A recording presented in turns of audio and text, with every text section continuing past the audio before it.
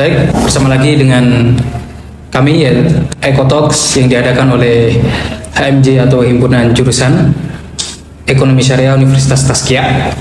Kali ini kita akan membahas hal yang cukup ramai dibahas di media sosial yang melibatkan bukan hanya orang yang tidak dikenal atau bukan orang yang tidak diketahui atau anonim, tapi juga diketahui sebagai track record yang bisa dijelajahi di dunia maya.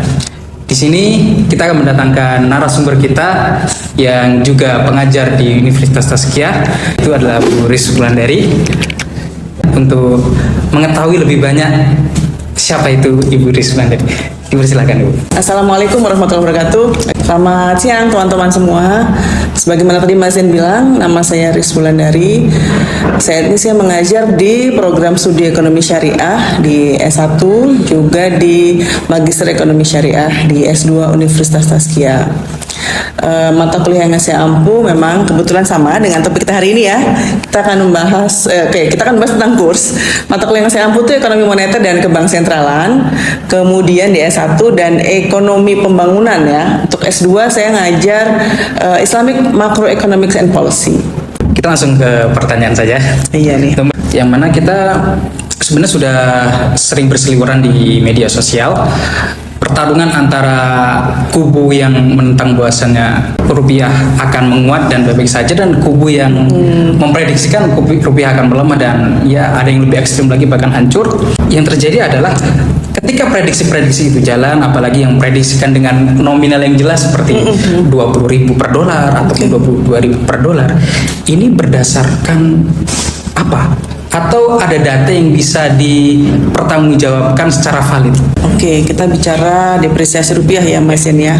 Ada yang bicara akan makin lemah, ada yang mungkin tidak sepakat dengan pendapat itu.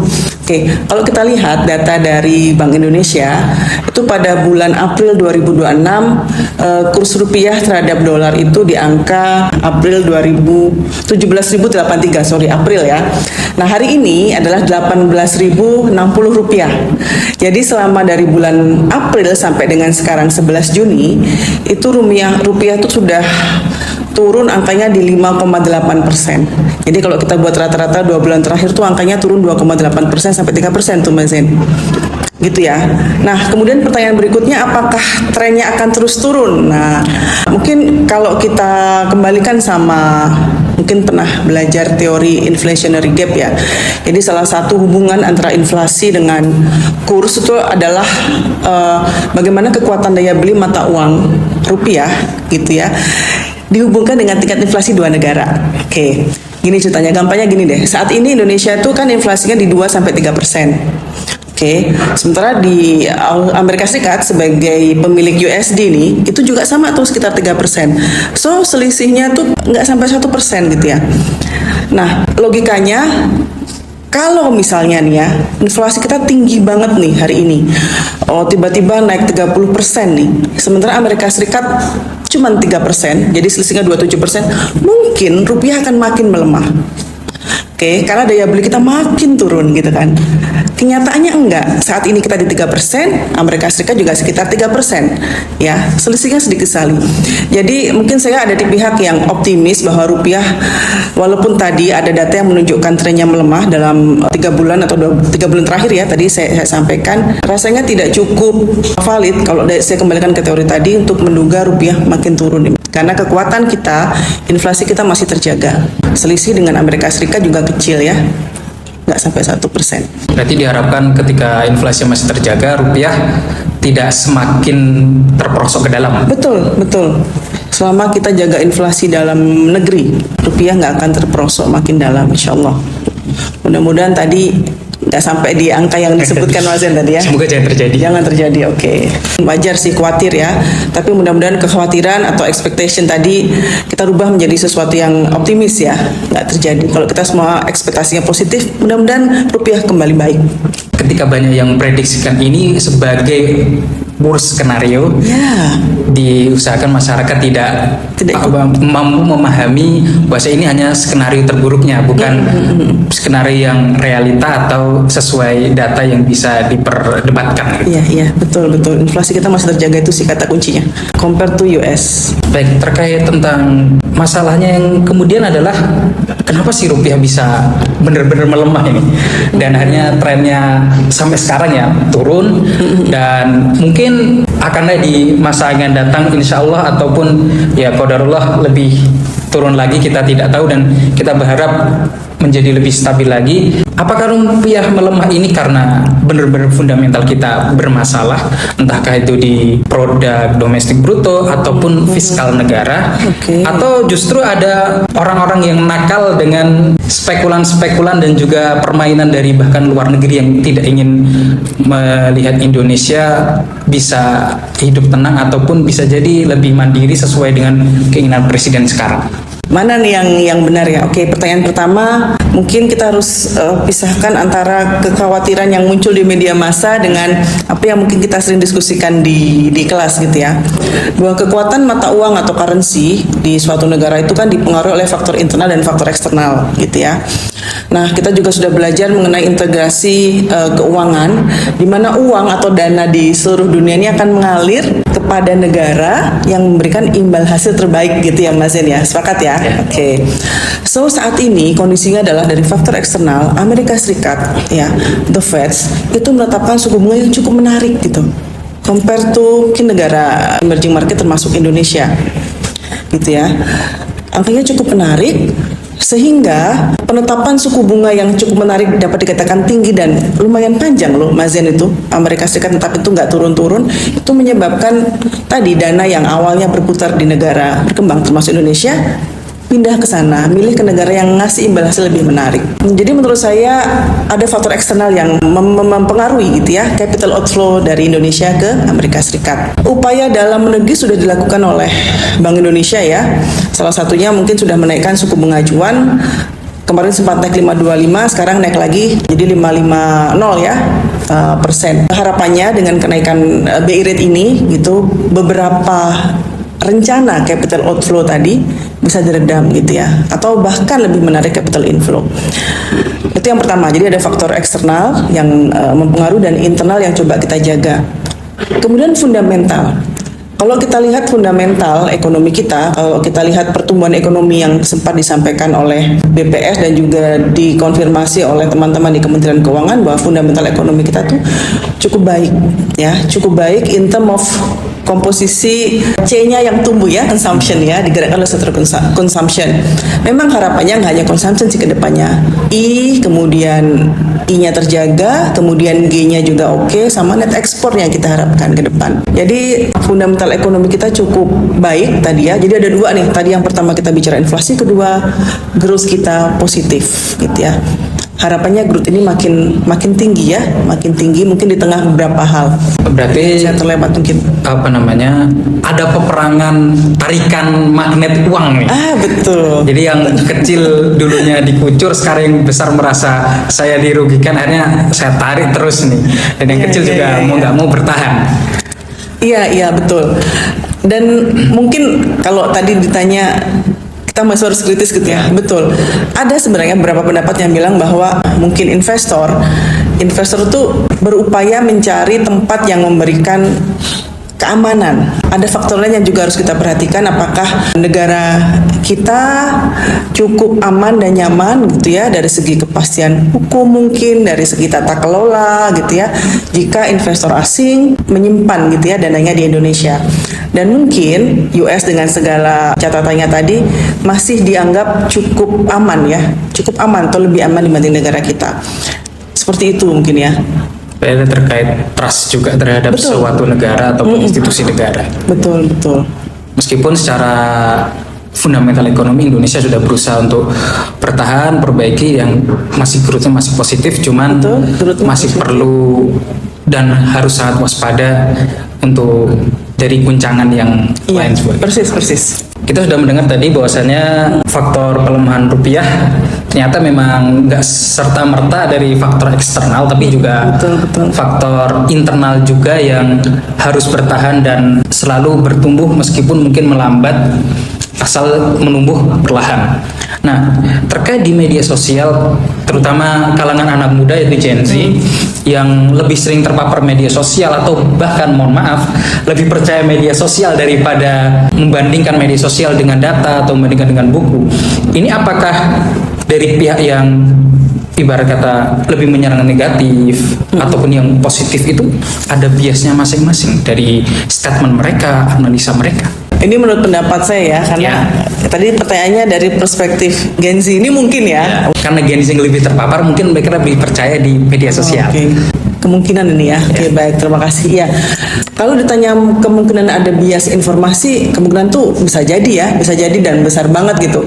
Di era keterbukaan informasi semacam ini, kalau kita nggak pandai-pandai mencari yang terbaik, menyaring informasi yang kita terima, apapun bisa masuk setiap saat gitu ya. Mungkin ada sedikit yang namanya fenomena bias information ya. Jadi kita tutup telinga, kita cuma mau dengar sesuatu yang kita sukai gitu ya.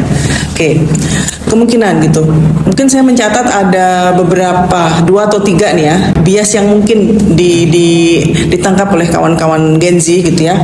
Yang pertama adalah tadi bahwa nilai tukar akan terus melemah, akan terus turun. Nah, memang secara data ada tren yang menunjukkan demikian.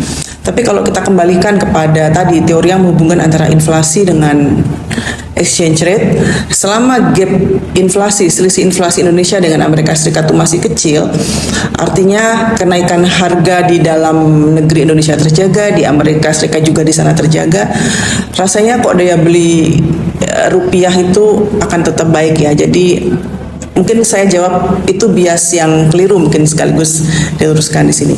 Kemudian yang kedua ya, ada yang bilang bahwa sebagian gitu ya, sebagian pihak mengambil keuntungan atas lemahnya rupiah, atau istilahnya adalah apa ya, bahasa Gen Z itu yang ngambil keuntungan tuh, spekulan apa? Spekulan. Ya. Orang yang suka melakukan trading dan lain sebagainya. Oke, nggak bisa dipungkiri ada memang, ya, ada dengan sadar mengambil keuntungan dan memanfaatkan keuntungan untuk mungkin spekulasi gitu ya. Dua hal tadi betul gitu ya. Tapi mungkin atas pelemahan atau depresiasi mata uang kita ini saat ini yang kita doakan dan kita upayakan nggak lama ya dengan kerjasama berbagai pihak, ada yang ngambil manfaat dalam arti positif nih Mas Zen. Mungkin sudah tahu juga ya. Kira-kira kalau rupiah melemah itu kan berarti ada insentif bagi kawan-kawan yang bergerak sektor ekspor, betul ya? Betul, di sana satu. So, bias spekulan tadi mungkin ditarik kepada bias positif untuk eksportir nih. Kawan-kawan Gen Z bisa nih manfaatkan kesempatan itu. Kemudian yang kedua adalah sesuatu yang positif. Ternyata mungkin teman-teman juga baca berita ya, ketika rupiah kita melemah terhadap mata uang asing ya, mungkin Amerika Serikat atau mungkin mata uang negara tetangga, itu ternyata menarik wisatawan untuk makin semangat belanja di Indonesia. Jadi beberapa pasar di daerah Jakarta, Bandung yang awalnya mungkin sudah ada yang mengunjungi, saat ini makin banyak gitu ya. Jadi menggerakkan perekonomian real, juga pariwisata di beberapa tujuan wisata di Indonesia. Itu dua hal yang menurut saya seharusnya kita jadikan catatan positif ya, walaupun juga jangan terlalu lama gitu ya atas situasi saat ini. So bias itu ada, mungkin kita harus luruskan agar ke arah yang baik gitu ya, agar nggak kemana-mana. Berarti lebih ke memang ada sisi tren yang menunjukkan ke negatif, tapi jangan hanya diberikan negatifnya. Betul. Lebih ke ayo kalau misalnya kita bisa bergerak A, ya kita bergerak bareng A, bisa bergerak B ya B gitu. Betul. Demi kebaikan bersama. Betul.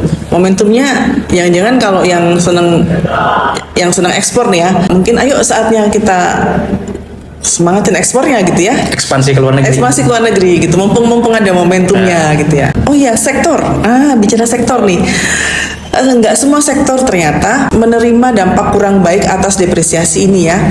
Beberapa sektor, sebut saja misalnya migas, itu mungkin mendapatkan kebaikan ya, karena harga minyak dunia kan sedang tinggi gitu ya, sedang melambung gitu ya, sehingga harganya gitu ya, kalau kita menjadi pemain juga harusnya juga ikut naik gitu ya. Nah, ini yang mungkin ngeri-ngeri sedap nih. Apa nih? Terkait sejarah Indonesia yang Dulu pernah hampir kita berjaya bisa terbang bersama terkait krisis 98. Ini banyak sekali yang dari mereka yang memprediksikan bahwasanya Indonesia akan berada di fase 98 jilid 2. Sebenarnya apakah ini benar-benar akan nyata terjadi atau penarikan sebuah opini agar yang harusnya sebelumnya baik-baik aja jadi ditarik untuk menuju ke 98. Oke, ya betul. Kembali tadi ke masalah, kita belajar di ekonomi namanya expectation ya.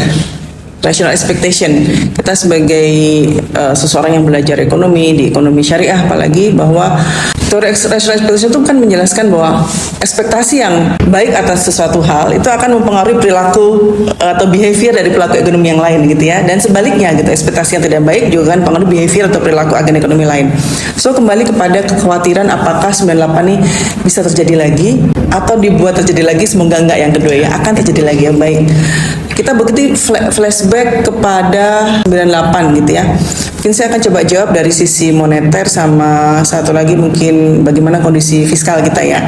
Oke, dari sisi moneter, kalau kita ingat di 98 itu Indonesia itu menggunakan managed floating exchange rate. Jadi ketika Bank Sentral atau Bank Indonesia menetapkan 1 US dollar sama dengan 2.500, maka ketika rupiah mulai terdepresiasi misalnya pada awal ya, Bank Indonesia akan mengupayakan cadangan devisanya untuk mengembalikan rupiah ke posisi awal. Kan sempat terdepresiasi di 16.000 ya.